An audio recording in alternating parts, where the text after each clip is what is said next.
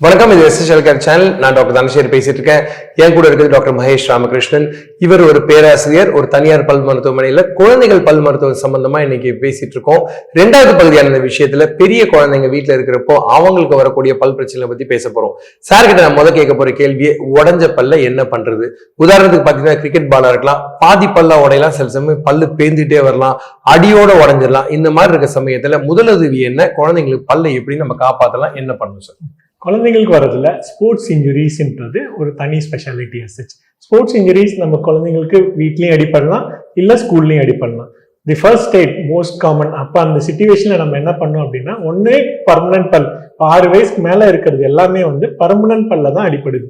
6 வயசுக்கு மேல இருக்கும்போது ஆல்மோஸ்ட் எல்லா ஃப்ரண்ட்ல இருக்க 4 பல்லுமே பர்மனன்ட் பல்லு வந்திருக்கும். ஸோ அந்த பர்மனன்ட் பல்லுல ஏதாவது அடிப்படுது அப்படின்னா அதோட கான்சிக்வன்ஸ், அதோட எஃபெக்ட் லாங் டேர்மா இருக்கிற மாதிரி. எதர் பல்லு உடையுது, இல்ல பல்லு கம்ப்ளீட்டா வெளியில வந்துடுச்சு, அந்த மாதிரி சிச்சுவேஷன்ஸ்ல நம்ம அதை எப்படி ட்ரீட் பண்றோம்ன்றது பார்க்கலாம். ஃபர்ஸ்ட் திங் இஸ், பல்லு வெளியில வந்துடுச்சு, கம்ப்ளீட்டாவே அந்த பர்மனன்ட் பல் அடிபட்டு வெளியில வந்துடுச்சு. இந்த பல்ல நம்ம என்ன பண்ண போறோம்? டெஃபினட்டா அதை நம்ம தூக்கி போட வேண்டிய அவசியம் இல்லை. அதே பல்ல நம்ம ரீஇம்ப்ளான்ட் பண்ணலாம். திரும்பியும் அதே பல்ல அந்த பல்லு இருந்த இடத்துலயே நம்ம ஃபிக்ஸ் பண்ணிட்டு, ஸ்பிளிண்டிங்னு சொல்லுவோம், பக்கத்து பல்லு கூட ஒரு அட்டாச்மெண்ட் மாதிரி பண்ணி வைப்போம். அது ஸ்டேபிள் ஆகிற வரைக்கும். அது ஒரு 3-4 வாரத்துக்கு இந்த விழுந்த பல்ல நம்ம திரும்பி அதே பொசிஷன்ல வச்சு பக்கத்து பல்லோட ஒரு சப்போர்ட் மாதிரி பண்ணி வச்சோம் அப்படின்னா 4 வாரம் கழிச்சு அந்த பல்லு அதே பொசிஷன்ல செட்டில் ஆயிடும். பட் இதோட இம்பார்ட்டன்ட் திங் என்ன அப்படின்னா, நீங்க அந்த பல்ல எவ்வளவு சீக்கிரமா நம்ம ஃபிக்ஸ் பண்றோன்றது தான். நீங்க கூடிய சீக்கிரம் அந்த பல்ல நம்ம ஒரு டாக்டர் கிட்ட கூட்டிட்டு எடுத்துட்டு போய் பண்ணீங்க அப்படின்னா, நம்ம அதை ஃபிக்ஸ் பண்ணும்போது அதோட சான்சஸ் ஆஃப் சர்வைவல், அதோட ட்ரீட்மெண்டோட சக்சஸ் ரொம்ப ரொம்ப ப்ரொலாங் ஆயிடும். இப்போ ஒரு குழந்தைக்கு அடிபட்டு பல்லு கீழே விழுந்துருச்சு, அது எப்படி நம்ம டாக்டர் கிட்ட எடுத்துட்டு போறோம், எப்படி எடுத்துட்டு போறோம், எவ்வளவு சீக்கிரமா எடுத்துட்டு போறோம்ன்றது தான் அந்த ட்ரீட்மெண்டோட டிசிஷன் மேக்கிங் அசச். எப்படி எடுத்துட்டு போனோம் அப்படின்னா, நம்ம பேப்பர்ல எல்லாம் மடிச்சு எடுத்துட்டு போறதுன்றது பல்லோட சக்சஸ் ரேட்டை டெஃபினட்டா கம்மி பண்ணும். பல்ல எடுத்துட்டு போகும்போது வெட் மீடியம்ல, ஒண்ணு பால்ல இல்ல தண்ணியில, இதுல போட்டு எடுத்துட்டு போன ஒரு பாட்டில் எடுத்து அல்லது கொஞ்சம் தண்ணி ஊற்றி இல்ல பால் ஊற்றி அந்த பல்ல எடுத்து அந்த பாட்டில கண்டெய்னர்ல போட்டு எடுத்துட்டு போனோம் அப்படின்னா அந்த பல்லு சர்வைவல் ரேட் ரொம்ப நல்லா இருக்கிற மாதிரி இருக்கும். இல்ல பல்லு பாதி அளவுக்கு உடஞ்சிருச்சு, இந்த பாதி உடஞ்சுதான் நம்மளால ரீஃபிக்ஸ் பண்ண முடியும் அப்படின்னு கேட்டீங்கன்னா டெஃபினட்டா பண்ண முடியும்.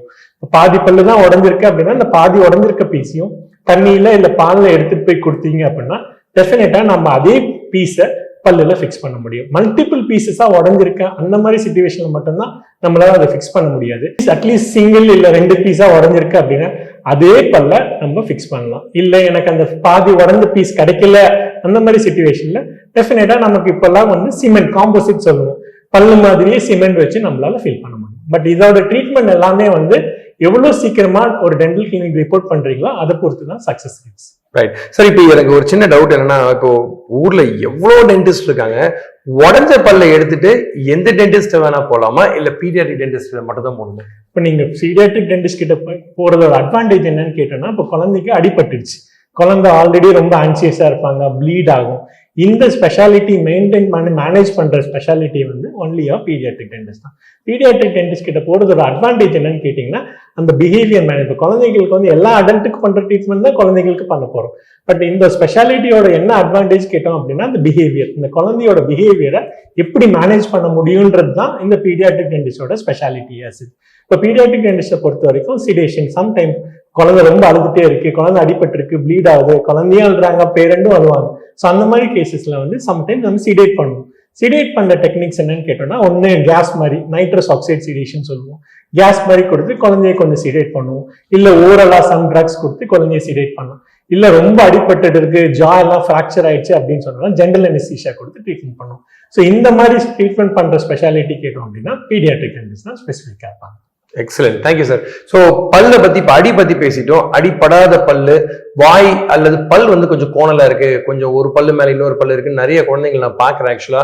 ஸோ இந்த மாதிரி இருக்க குழந்தைங்களுக்கு பார்த்தோம்னா பொதுவாகவே அவங்களுக்கு ஒரு உடல்ல ஒரு அவேர்னஸ் வர ஆரம்பிக்கும். காஸ்மெட்டிக்கா நம்ம பல்லு கோணையா இருக்கு, முகம் வசீகரம் கம்மியா இருக்கு, அழகு கம்மியா இருக்கு அப்படின்னு. இந்த மாதிரி குழந்தைங்களை எந்த வயசுல இருந்து நம்ம ஃபர்ஸ்ட் கண்டுபிடிக்கலாம்? கண்டுபிடிச்ச உடனே எப்ப ட்ரீட்மெண்ட் ஆரம்பிக்கலாம் சார்? குழந்தைங்களுக்கு பர்மனன்ட் பல்லு 6 to 7 இயர்ஸ்ல ஃப்ரண்ட்ல இருக்க பல்லு எரப்ட் ஆக ஆரம்பிச்சிடும். ஸோ அந்த பல்லு எரப்ட் ஆனதுமே இடம் இல்லை அப்படிங்கும்போது அந்த பல்லு கொஞ்சம் கிராஸா இருக்கிற மாதிரி இருக்கும். இல்ல ஸ்பேஸ் ஜாஸ்தியா இருக்கும்போது 2 பல்லுக்கு நடுவில் கேப் எல்லாம் இருக்கிற மாதிரி இருக்கும். ஸோ இந்த மாதிரி பல்லு சம்பந்தமான ட்ரீட்மெண்ட்ஸ், பல்லோட அலைன்மெண்ட் பண்றது அப்படின்னு கேட்டோம்னா, பல்லோட அலைன்மெண்ட் வந்து எல்லா பெர்மனன்ட் பல்லும் வந்துட்ட அப்புறம் தான் நம்மளால அதை அலைன் பண்ண முடியும். ஸோ எல்லா பல்லும் வரதுக்கு ஆல்மோஸ்ட் 12 to 14 years ஆயிடும். இந்த லாஸ்ட்ல இந்த சிங்கப்பல், மூணாவதா ஒரு சிங்கப்பல் வரும். அந்த பல்லு தான் பர்மனன்ட் பல்லை பொறுத்த வரைக்கும் லாஸ்டா வர டூத்.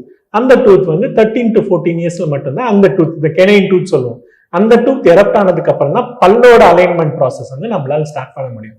பட் பல்லு தூக்கலா இருக்கு அப்படின்றதுக்கு பல்லோட ரீசன்ஸ் மட்டும் இருக்காது. ஈவன் ஜா ப்ராப்ளம், மேல் தாடை ரொம்ப தூக்குன மாதிரி இருக்கலாம், இல்ல கீழ்த்தாடை ரொம்ப ஷார்ட்டா இருக்கலாம். இந்த மாதிரி ஜா மாடிஃபிகேஷன்ஸ், ஜாவோட growth-அ மாடிஃபை பண்றது நம்ம ரொம்ப ஏர்லியரா பார்த்தா மட்டும்தான் ஜாவோட growth-அ மாடிஃபை பண்ண முடியும். இப்போ பல்லு தூக்கிட்டே இருக்கு அப்படின்றது வெறும் பல்லு சம்பந்தமான ப்ராப்ளம்ஸ் கிடையாது. எய்தர் பல்லுல இருந்து ப்ராப்ளம்ஸ் இருக்கலாம், இல்ல ஜாவே அப்படி இருக்கலாம், இல்ல மேல் உதடு ரொம்ப ஷார்ட்டா இருக்கும், கீழ் உதடு ரொம்ப லாங்கா இருக்கும். ஸோ இந்த மாதிரி மல்டிபிள் ரீசன்ஸ் இருக்கு பல்லு தூக்குன மாதிரி தெரியுது. இந்த பல்லோட அலைன்மெண்ட்டுக்கு தான் நம்ம சொல்ற மாதிரி 12 to 14 yearsல பல்ல மட்டும்தான் பிரேசஸ் போடுறதுன்றது பல்ல மட்டும்தான் அலைன் பண்ண முடியும். பட் எக்ஸ்ட்ரா ஓரலா இந்த ஷார்ட்டா இருக்க லிப்பு, ஜாவோட மூவ்மெண்ட் இதெல்லாம் அலைன் பண்ணோம் அப்படின்னா நம்ம ஒரு 7 to 8 yearsல பார்த்தோம் அப்படின்னா ஜால ஏதாவது ப்ராப்ளம்ஸ் இருக்கா, ஜாவை அலைன் பண்ண முடியுமா, இதெல்லாம் மச் ஏர்லியரா ட்ரீட்மெண்ட் பண்ணோம் அப்படின்னா நம்மளால ஸ்பெசிஃபிக்கா கரெக்ட் பண்ண முடியும். Super sir. ஸோ பல்லு கோணையா இருந்தா என்ன பண்ணணும், தாட பிரச்சனையா இருக்கணும் பேசிட்டோம், பல்லு உடஞ்சதை பத்தி பேசணும். 2 முக்கியமான கேள்வி சார்ட்ட நான் கேட்க போறேன். ஃபர்ஸ்ட் கேள்வி, பல்லு நிறத்தை பத்தி எப்ப கவலைப்படணும்? ஏன் அப்படின்னா நிறைய பேர் வந்து பாத்தீங்கன்னா பல்லு மஞ்சளா இருக்கு, பல்லு பிரவுனா இருக்கு, அயன் டானிக் கொடுக்கறதுனால கருப்பா இருக்கிறது ஒரு தனி பிரச்சனைன்னு வச்சுக்கோங்களேன். அது இல்லாம பல்லு கருப்பா இருக்குன்னு சொல்லி பல விதமான பிரச்சனைகளோட வராங்க. ஸோ பல்லோட நிறம் எப்படி இருக்கணும் எனக்கு அது தெரியல ஆக்சுவலா குழந்தைங்களுக்கு. ஏன்னா பால் பல்லு ஒரு கலர், பெர்மனன்ட் டீத் ஒரு கலர் இருக்கு. என்ன மாதிரி இருந்தா ஆரோக்கியமான பல்லு சார்? இல்ல என்ன கவலைப்படணும் சார்? சொல்ற மாதிரி பால் பல்லுன்றது, பால் பல்லுன்னு சொன்னாலே அது வெள்ளையா இருக்கிறது தான் பால் பல். சோ நமக்கு வாயில 6 to 12 yearsல பார்த்தோம் அப்படின்னா பால் பல்லும் இருக்கும், பெர்மனன்ட் பல்லும் இருக்கும். சோ நம்ம வந்து கம்பேர் பண்றோம், இந்த பல்ல கம்பேர் பண்ணும்போது புதுசா வந்தது ரொம்ப மஞ்சளா இருக்குன்னு. பட் இது பால் பல்லுன்னு பேர் இருக்கிறதே வந்து இது வெள்ளையா இருக்கிறதால தான்.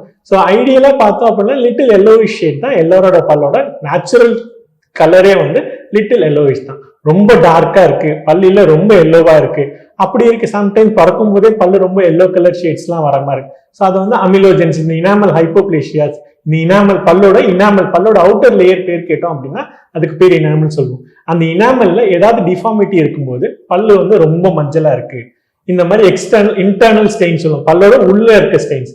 அதே மாதிரி பல்லோட எக்ஸ்டர்னல் ஸ்டெயின் சொல்லுவோம். எக்ஸ்டர்னல் ஸ்டெயின்ஸ் சொல்றது சார் சொன்ன மாதிரி அயன் டானிக் சிரப், இல்ல நிறைய காஃபி, டீ, சம்டைம்ஸ் அடல்ட் எல்லாம் பார்த்தோம்னா ஸ்மோக்கிங், டொபாக்கோ யூஸ், அதெல்லாம் வந்து எக்ஸ்டர்னல் ஸ்டெயின்ஸ். இன்டர்னல் ஸ்டெயின்ஸ் சொல்றது பல்லோட உள்ளேயே கலர் மாறாது. இப்போ இனாமல் டிஃபெக்ட், இனாமல் உள்ள இருக்க டென்டின் அதோட டிஃபெக்ட், இதெல்லாம் கேட்டோம்னா பல்லோட உள்ள இருக்க சேஞ்சஸ் கலர். ஸோ இந்த எக்ஸ்டர்னல் டிஃபெக்ட்ஸுக்கு என்ன ட்ரீட்மெண்ட் சொன்னோம்னா கிளீன் பண்ணலாம், ஸ்கேலிங் சொல்லுவோம் அதுக்கு பேர். கிளீன் பண்ணோம் அப்படின்னா இந்த எக்ஸ்டர்னல் டிஃபெக்ட்ஸ் கண்டிப்பா போயிடும். பட் இன்டர்னல் டிஃபெக்ட்ஸ் பல்லோட இனாமல்ல இருக்கிறது அதுக்கெல்லாம் வந்து ஸ்கேலிங்லாம் போவாது. ஸோ அதெல்லாம் வந்து வெனியர் மாதிரி, காஸ்மெட்டிக் கிரவுன்ஸ் மாதிரி எல்லாம் போட்டோம் அப்படின்னா கரெக்ட் பண்ணலாம். குழந்தைகள் பல் பிரச்சனைகள், எந்த விதமான அபாயங்கள், என்ன விஷயங்களை பத்தி கவலைப்படணும்னு ரொம்ப அழகா டாக்டர் மகேஷ் சொல்லிட்டு இருக்காரு. தொடர்ந்து பார்ப்போம். எனக்கு அவரை விட மனசேர்ல 3rd பார்ட்ல வந்து 2 முக்கியமான கேள்விகள் தான் அவர்கிட்ட கேட்க போறேன். குழந்தைகளோட பல் பிரச்சனைகள்ல அபாய அறிகுறிகள் எது, அபாய அறிகுறிகள் பல்ல தெரியுமா, இது ஒரு கேள்வி. 2வது ஸ்பெஷல் சில்ட்ரனுக்கான பல் பராமரிப்பு, இது ரொம்ப ஒரு சேலஞ்சிங்கான ஏரியா. அடுத்த வாரம் கண்டிப்பா இன்னொரு எபிசோட்ல நம்ம சந்திப்போம். அதுவரை உங்களிடம் நன்றி கூறி விடைபெறுவது நான் மற்றும் டாக்டர் மகேஷ். நன்றி, வணக்கம்.